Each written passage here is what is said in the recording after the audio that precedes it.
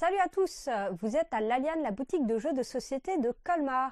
On commence avec l'habituel tirage au sort pour savoir qui a gagné Ligretto, ce classique du jeu de rapidité. Donc j'ai mis tous vos petits noms de participation dans cette jolie piste de dés. Les pistes de dés Made in Alsace qui servent à plein de choses en fait, pas seulement qu'à lancer les dés. Et donc, celui-là, c'est 40931. 40931, tu es invité à venir récupérer ton Ligretto en boutique. Et pour ce mois, un nouveau jeu à gagner, ce sera BBQ pour vos barbecues. C'est Big Bluff Quiz, un jeu de quiz de culture où vous allez pouvoir un petit peu bluffer sur ce que vous savez, mais à vos risques et périls. Donc pour le remporter, c'est très simple, vous mettez un petit commentaire dans la vidéo YouTube et donc vous ferez partie du prochain tirage au sort. On va vous parler tout de suite d'offres très alléchantes tout le mois de juillet. Durant le mois de juillet, Gigamic vous propose une très belle offre sur toute la collection de ces boîtes métalliques. Si vous en prenez 2, vous avez immédiatement 25% sur le moins cher des 2. Mais ils sont tous au même prix, donc en fait, ça n'a pas d'importance. Et si vous en prenez 3, vous avez 25% sur le deuxième et 50% sur le troisième. Et la prochaine offre arrive. Pendant le mois de juillet et jusqu'au 19 août, Yellow vous propose la même offre sur toute sa collection de mini-games. Il y a des petites nouveautés très sympas en plus, notamment Cheese Master, Two Room and a Boom, la version bleue qui ne va pas tarder à arriver. Donc 2 boîtes achetées, 25% sur la deuxième. Si vous prenez 3 boîtes, 25% sur la deuxième et 50% sur la troisième.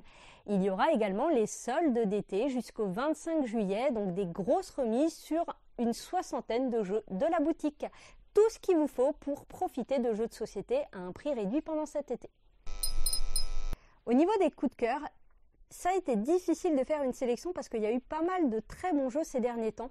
On commence avec Let's Summon Demons, un jeu où votre but pour gagner est d'être le premier joueur qui a invoqué 3 démons et qui a également 10 âmes dans sa réserve. Il faut ces 2 conditions pour gagner immédiatement le jeu. Vous commencez avec une petite carte de départ qui va avoir des valeurs puisque à son tour le joueur actif va lancer les dés. C'est une mécanique un petit peu à la mini-ville où si j'ai fait 6 par exemple, je vais activer toutes mes cartes qui auraient un 6. Au début j'en ai qu'une, mais bien sûr je vais récupérer des nouvelles cartes. Ces cartes principalement vous permettent de récupérer des âmes, mais pas que. On peut invoquer un démon gratuitement, on peut voler des âmes aux autres joueurs, pas mal d'interactions. Ensuite, nous allons pouvoir récupérer une carte du voisinage. Pour 3 âmes, je peux par exemple acheter l'horrible Dolores, Dolores Ombrage. Vous avez plein de petites références. Vous avez Roméo par exemple qui s'active, qui va vous rapporter une âme pour chaque fille que vous avez dans votre réserve devant vous, etc. Donc on va pouvoir acheter un voisin et on peut invoquer un démon. C'est le but du jeu, mais comment on invoque un démon ? Eh bien, il faut sacrifier 3 voisins. Donc, vous avez une mécanique où vous allez collecter des âmes qui vont vous servir à récupérer des voisins que vous allez ensuite sacrifier pour invoquer des démons. Ces démons ont des pouvoirs super badass.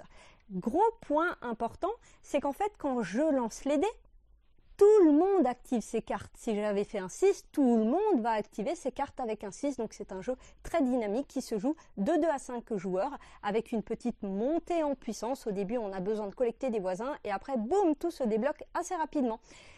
Le thème est super sympa, mécanique assez fun, avec un lancer de dés qui fonctionne très bien. Deuxième coup de cœur, Elawa, un jeu de chez Bombix qui fait partie de cette collection de boîtes métalliques, les bâtisseurs, Moyen-Âge Antiquité, Abyss Conspiracy, Codex Naturalis.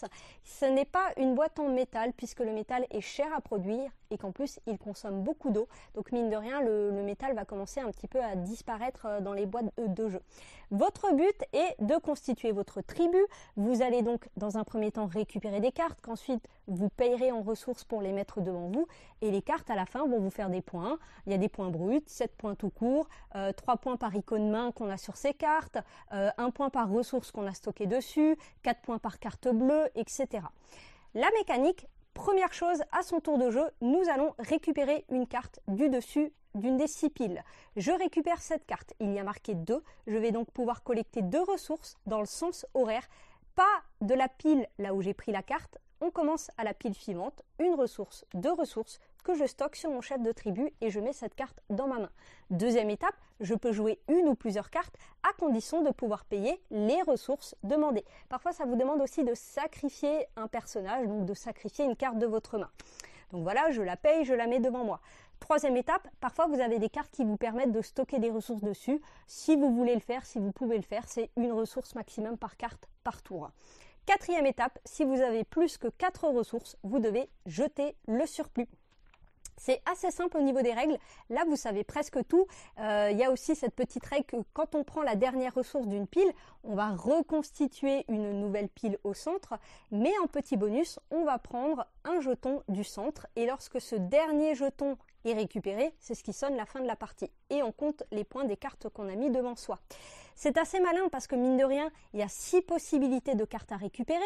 Est-ce que vous avez envie de la récupérer parce qu'elle vous fait des points, parce qu'elle a une icône qui vous intéresse, parce que les ressources qu'elles vont vous permettre de prendre vous intéressent? Règle très simple, mais mine de rien, c'est quand même assez casse-tête. Donc parfait petit format pour les vacances. D'orge et de blé, un jeu spécialement pour 2 joueurs où vous allez devoir produire de la bière et du pain. Sans doute mon préféré, et c'est pas que parce que c'est une histoire de bière.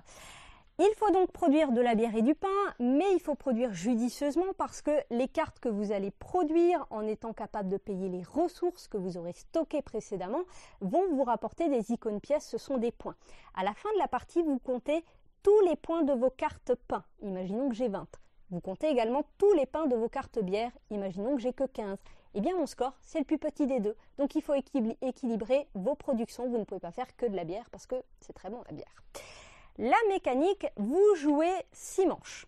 Il y a des manches prospères où il va y avoir plus de ressources dans la réserve, où également nous aurons 5 cartes en main.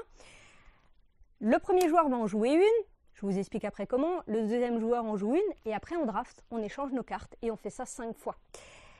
Alors que lorsqu'on est en période de sécheresse, nous allons avoir moins de ressources disponibles dans les champs, mais aussi les 5 cartes que vous n'avez en main, il n'y aura pas de draft, vous les jouerez, vous pourrez même les échanger avec une petite ligne d'achat.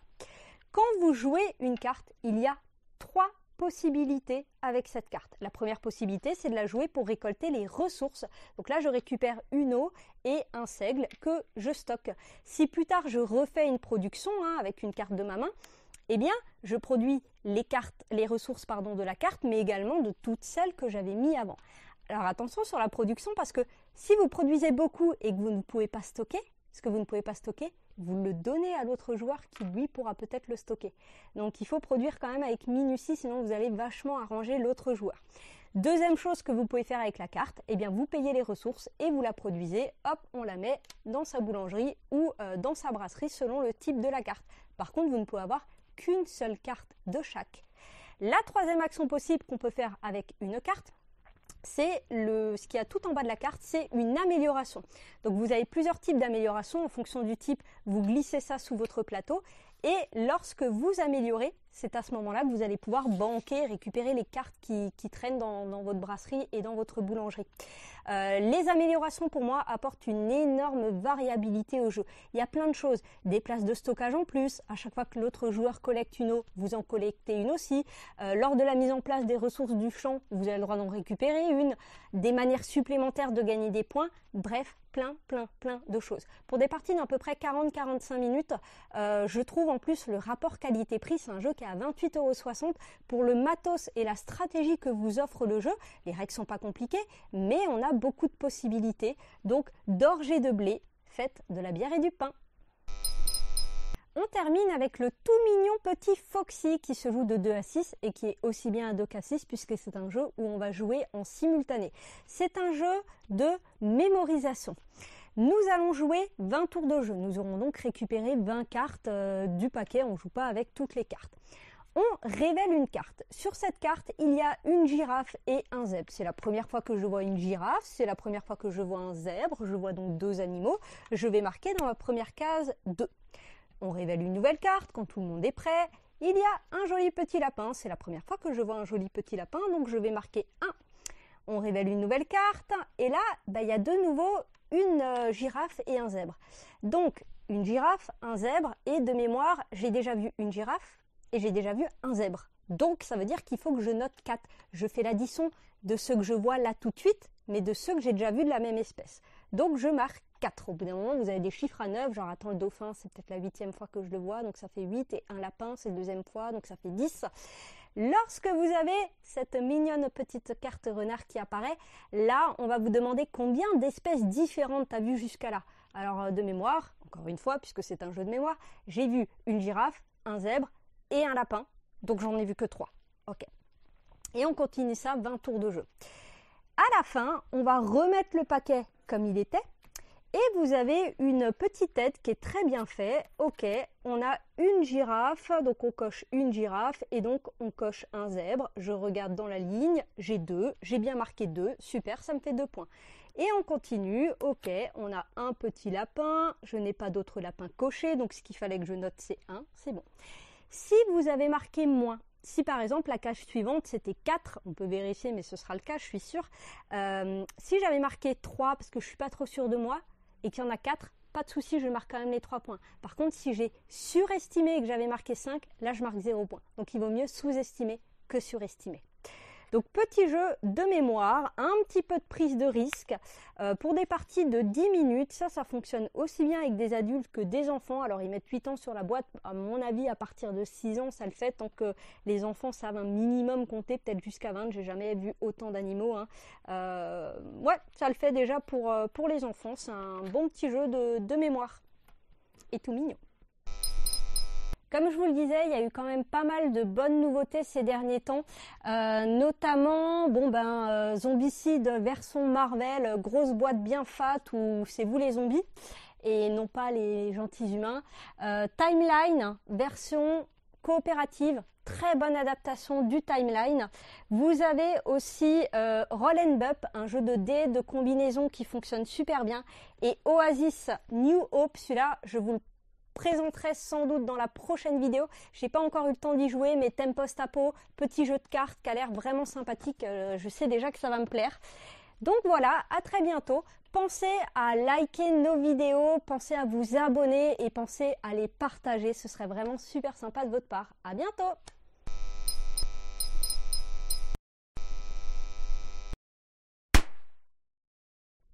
Au niveau des coups de cœur, on a eu